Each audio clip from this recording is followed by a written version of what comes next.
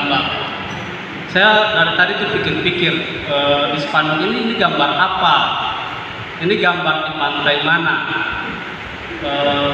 Setelah saya mengingat-mengingat, kayaknya di sekitaran pesisir selatan dari Yaimelo sampai Robua, kayaknya pantai ini tuh sing ada.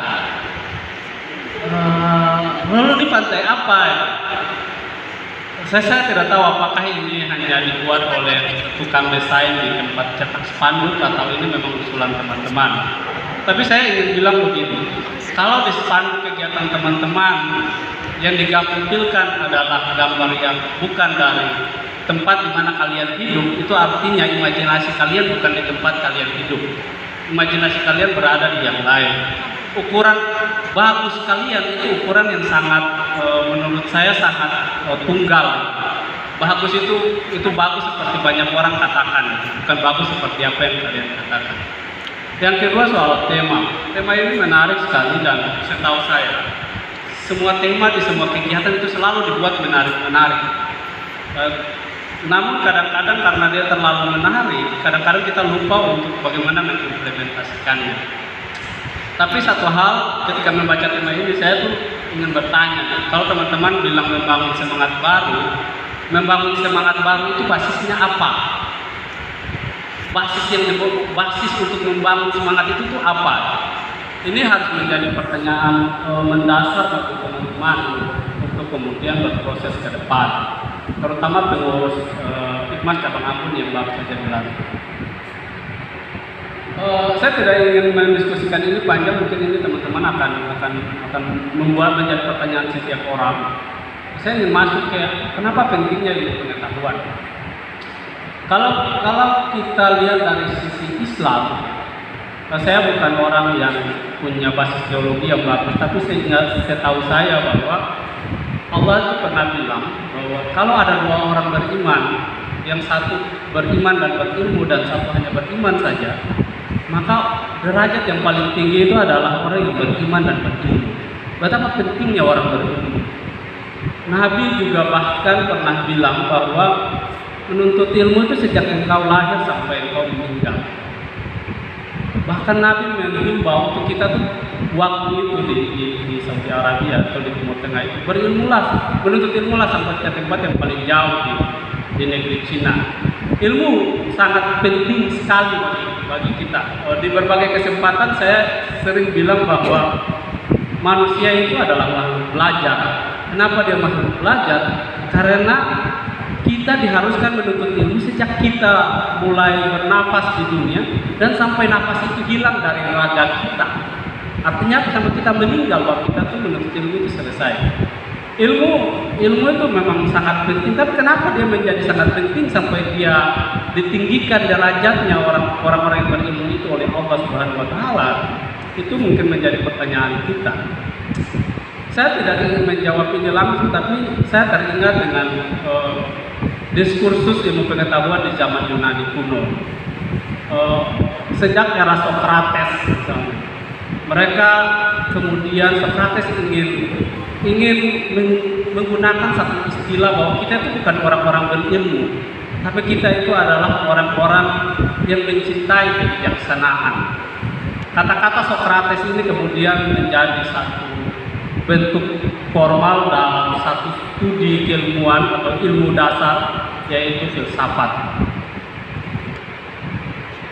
Orang yang berilmu itu bukan orang yang menuntut ilmu. Kita yang bergiat dengan ilmu itu bukan kemudian buat kita itu bisa disebut orang-orang berilmu, tapi kita harus menyebutkan diri kita sebagai orang-orang yang mencintai kebijaksanaan.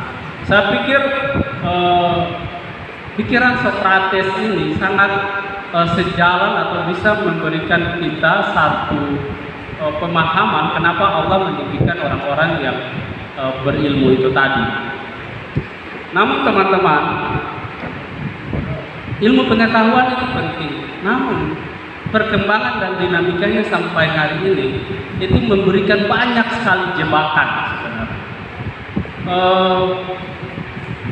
Perkembangan ilmu pengetahuan telah membuat perkembangan teknologi informasi dan komunikasi mengalami percepatan yang luar biasa. 10 tahun yang lalu kita tidak bisa membayangkan ada 5G misalnya, hari ini ada 5G. Itu salah satu percepatan yang luar biasa.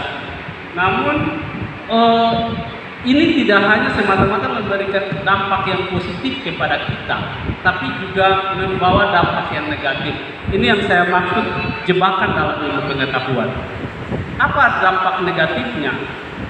Saya misalnya melihat teman-teman yang belajar di kampus hari ini itu malas sekali misalnya belajar, membaca buku-buku teks, membaca buku-buku yang memang harus dibaca misalnya. Ketika ada tugas, mahasiswa banyak cepat-cepat bisa mengakses Google dan mencari satu makalah yang itu cocok di internet dan itu kemudian di-download lalu dimasukkan.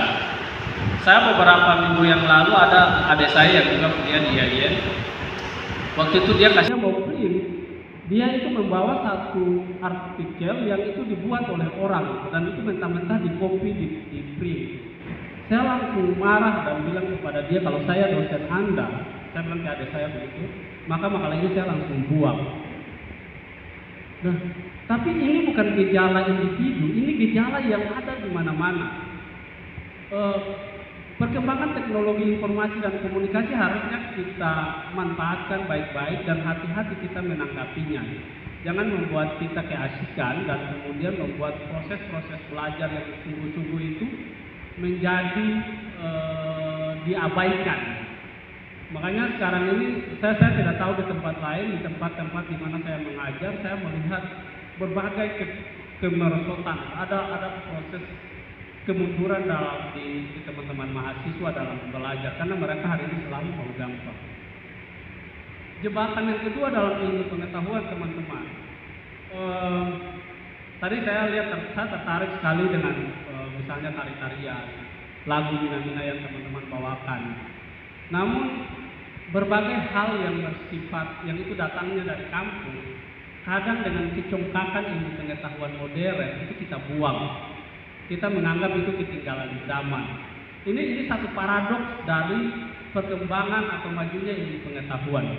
Sejak pertengahan abad, mulai dari abad 15, 16, ilmu pengetahuan modern yang kemudian hari ini kita gunakan itu berkembang pesat dan dia lari semakin jauh, semakin kencang, meninggalkan apa-apa yang berbau mistis, berbau mitos, berbau cerita-cerita di kampung, berbau sejarah, itu ditinggalkan semua. Bahkan agama ditinggalkan oleh ilmu pengetahuan ini di Eropa.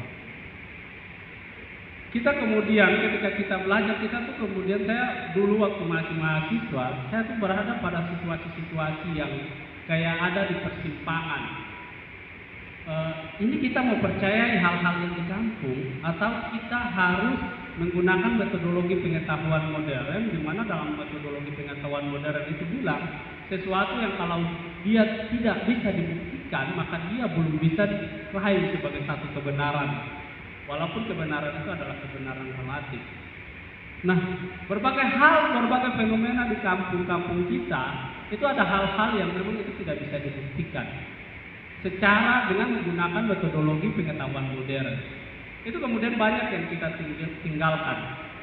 Saya melihat bahwa jebakan-jebakan pengetahuan modern ini solusinya adalah kembali ke spirit ilmu itu sendiri. Spirit ilmu itu adalah membuat kita menjadi sangat bijaksana, membuat kita menjadi sangat bijak. Jadi kalau kita sekolah, kita belajar terus-menerus, tapi kemudian membuat kita tidak bijak, maka itu artinya kita belum belajar sebenarnya. Belajar harus membawa kita sampai kepada tingkat kebijaksanaan. Kalau tidak, maka ilmu-ilmu kita itu hanyalah ilmu-ilmu teknis. Dan itu seperti robot saja sebenarnya. Mesin juga sekarang diberikan kecerdasan, apa istilah yang terbaru sekarang itu?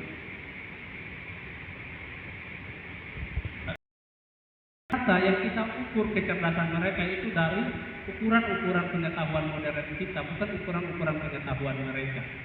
Saya mau bilang bahwa pengetahuan itu banyak, pengetahuan itu ada di mana-mana, pengetahuan itu tidak tunggal, ilmu itu tidak tunggal.